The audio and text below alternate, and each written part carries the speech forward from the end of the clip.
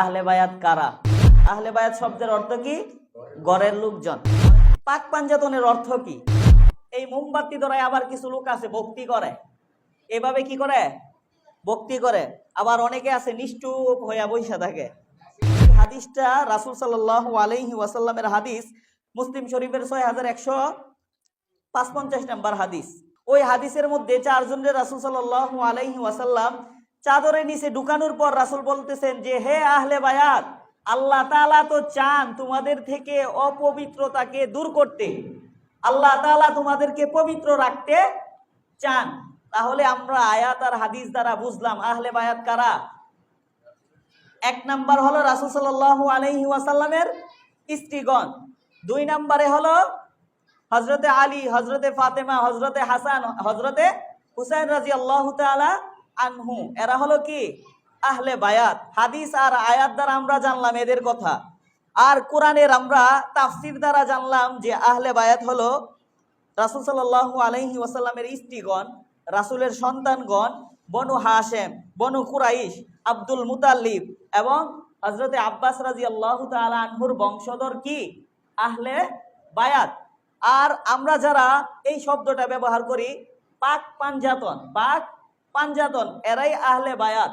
এরা তো আহলে বায়াত। এরা আহলে বায়াতের কয়জন সদস্য? 5 জন সদস্য। রাসূল নিয়া 5 জন সদস্য, ঠিক আছে? এরা আহলে বায়াত। শুধু কি এরা আহলে বায়াত? না, অর্থাৎ আহলে বায়াত রাসূল সাল্লাল্লাহু আলাইহি ওয়াসাল্লামের স্ত্রী, সন্তান এবং রাসূলের বংশ কি? আহলে বায়াত। এখন রাসূল সাল্লাল্লাহু আলাইহি ওয়াসাল্লামের সন্তান ছিল কয়জন? 3 জন ছেলে ছিল। তারা ছোট অবস্থায় দুনিয়া থেকে বিদায় নেন। রাসূল সাল্লাল্লাহু আলাইহি ওয়াসাল্লামের কন্যা ছিল কয়জন? 4 জন। হযরতে জয়নব, রুকাইয়া, উম্মে কুলসুম, ফাতেমা রাদিয়াল্লাহু তাআলা আনহা, 4 জন মেয়ে ছিল। এই 4 জনের মধ্যে 4 জনের বিবাহ হয়েছিল, তাদের আবার সন্তানাদিও ছিল। হযরতে জয়নব রাদিয়াল্লাহু তাআলা আনহুর 2 জন ছেলে মেয়ে ছিল। একজনের নাম ছিল আলী আর মেয়ের নাম ছিল উমামা। হযরতে রুকাইয়া, তার একটা ছেলে ছিল, তার নাম ছিল আব্দুল্লাহ। এবং উম্মে কুলসুম, রাসূলের মেয়ে, তার কোনো সন্তানাদি ছিল না। হযরতে ফাতেমা রাদিয়াল্লাহু তাআলা আনহুর কয়জন ছেলে মেয়ে ছিল? আপনারা সবাই জানেন, 2 জন, হাসান, হুসাইন। আরেকজন ছিল মুহসিন। আরেকজন ছেলের নাম কি? মুহসিন। আর 2 কন্যার নাম রাখছে বোনের নাম দিয়া, জয়নব এবং আপনার উম্মে কুলসুম। অর্থাৎ ফাতেমা রাদিয়াল্লাহু তাআলা আনহার ছেলে মেয়ে কয়জন ছিল? 5 জন। এখন হাসান আর হুসাইন যদি আহলে বায়াত হয়, এই 3 জনকে আপনি মাইনাস করতে পারবেন? এরা তো ফাতেমা রাদিয়াল্লাহু তাআলা আনহার সন্তান। তাহলে আহলে বায়াত আমরা কয়জন পাইলাম? শুধু কি 5 জন? না, কোরআনের আয়াত আর হাদিস দ্বারা আমরা জানতে পারলাম কি? আহলে বায়াত হলো রাসূল সাল্লাল্লাহু আলাইহি ওয়াসাল্লামের স্ত্রীগণ, রাসূলের সন্তানগণ, রাসূলের পরিবারগণ। কি বলেন? আর পেশ লাগবে এই শব্দের মধ্যে? না, যারা বলে যে আহলে বায়াত মানে 5 জন, হ্যাঁ ঠিক আছে, আহলে বায়াতের 5 জন সদস্য, আহলে বায়াতের 5 জন সদস্য। আমরা আহলে বায়াত শুধু 5 জনকে বলি না, আমরা সবাইকে আহলে বায়াত বলি। এরা হলো 5 জন স্পেশাল। কি বলেন? এরা রাসূল সাল্লাল্লাহু আলাইহি ওয়াসাল্লামের হাদিস দ্বারা আমরা জানতে পারলাম, এই কারণে তাদেরকেই মনে করলাম যে আহলে বায়াত। অথচ আল্লাহ তাআলা কোরআনের আয়াত দ্বারা বলতেছে রাসূলের স্ত্রীগণ আহলে বায়াত। সূরা আহজাবের 32 এবং 33 নম্বর আয়াত দ্বারা আল্লাহ তাআলা বলতেছেন।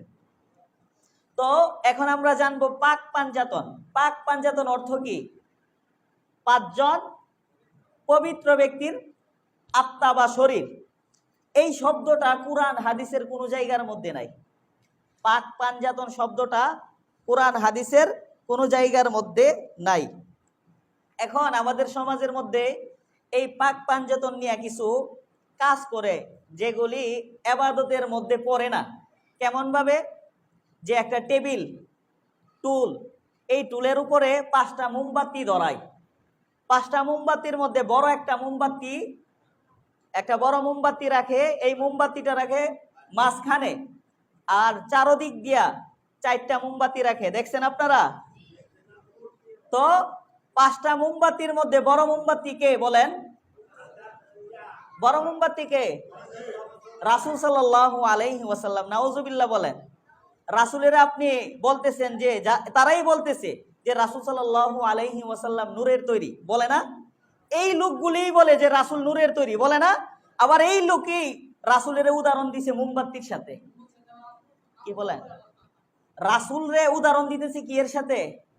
মোমবাতির সাথে। হ্যাঁ, কি আসলে রাসূলের উম্মত, না রাসূলকে আসলে ভালোবাসে? কি বলেন? না ধোঁকাবাজি? ধোঁকাবাজি। এগুলি কি ইবাদতের নামে? এগুলি কি ধোঁকাবাজি। যে হযরতে আলী রাদিয়াল্লাহু তাআলা আনহু, হযরতে হাসান হুসাইন, হযরতে ফাতেমা রাদিয়াল্লাহু তাআলা আনহা, এদের কত সম্মান, এদের কত মর্যাদা, আর এদেরকে তুলনা করে মোমবাতির সাথে।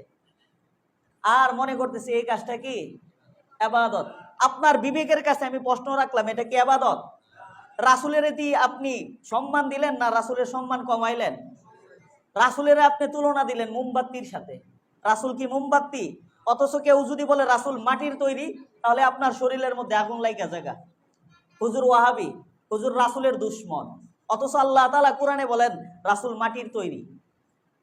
রাসূল কুল ইন্নামা আনা বাশারুম মিসলুকুম ইউহা ইলাইয়া আন্নামা ইলাহুকুম ইলাহু ওয়াহিদ। অথচ আপনি এই জিনিসটা মানতে রাজি না, রাসূল মাটির তৈরি। অথচ রাসূলের নিয়ে লাগাইছেন মোমবাতির সাথে, আর এটারই মনে করতেছেন কি ইবাদত। তো এই কাজগুলি কি ইবাদত? এই কাজগুলি বেদাত।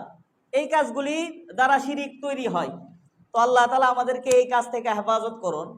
আরেকটা হলো, এই মোমবাতি দ্বারাই আবার কিছু লোক আছে ভক্তি করে। এভাবে কি করে? ভক্তি করে। আবার অনেকে আছে নিষ্ঠুপ হইয়া বইসা থাকে, ধ্যান ধরে। আবার অনেকে আছে কি করে? সেজদা করে। এগুলি কি ইবাদত? কেউ যদি মোমবাতিরে সেজদা দেয়, সে কি আল্লাহরে সেজদা দিছে? তখন এই কাজটা কি হইব? শিরিক। কি করছে? শিরিক করছে। আল্লাহর ইবাদত হইয়া মোমবাতির ইবাদত করতেছে। তাদের আর একটা আকীদা হলো কি, হযরতে আবু বকর রাদিয়াল্লাহু তাআলা আনহু, হযরতে ওমর রাদিয়াল্লাহু তাআলা আনহু, হযরতে উসমান রাদিয়াল্লাহু তাআলা আনহু, যে ব্যক্তি সকাল সন্ধ্যায় এদেরকে 3 বার গালি দিবে, তাদের জন্য 70,000 নেক হবে, 70,000 গুনাহ হবে। এই কারণে তারা 3 জন সাহাবীরে বকাবকি করে, তাদেরকে গালিগালাজ করে।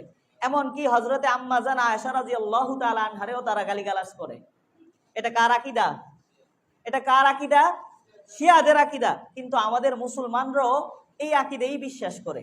অর্থাৎ আল্লাহ তাআলা তো হযরতে ইমাম হাসান হুসাইন এদেরকে সম্মান দিয়েছেন, এদেরকে জান্নাতের সর্দার বানাইছেন। কি বলেন? এরা যা পাইবার তারা তো দুনিয়া থেকে আল্লাহ তাআলারে সন্তুষ্ট কইরা নিছেন। যত সাহাবায়ে কেরাম আছেন, আল্লাহ তাআলা তারা দুনিয়া থেকে জান্নাতের সার্টিফিকেট পাওয়া গেছে। এদের আর কোনো সমস্যা আছে? কিন্তু আমরা কেন নিজেদেরকে এত সুফি ভাবে, নিজেদেরকে এত ভালো বুঝাইতে গিয়া, তাদের সম্মান বাড়াইতে গিয়া আমরা নিজেদেরকে কি করি? যে গুনাহগার বানাই। কি বানাই? গুনাহগার বানাই। অতিরঞ্জিত আমরা কি করি? করে ফেলি। আল্লাহ তাআলা আমাদেরকে সহি বুঝ দান করুন।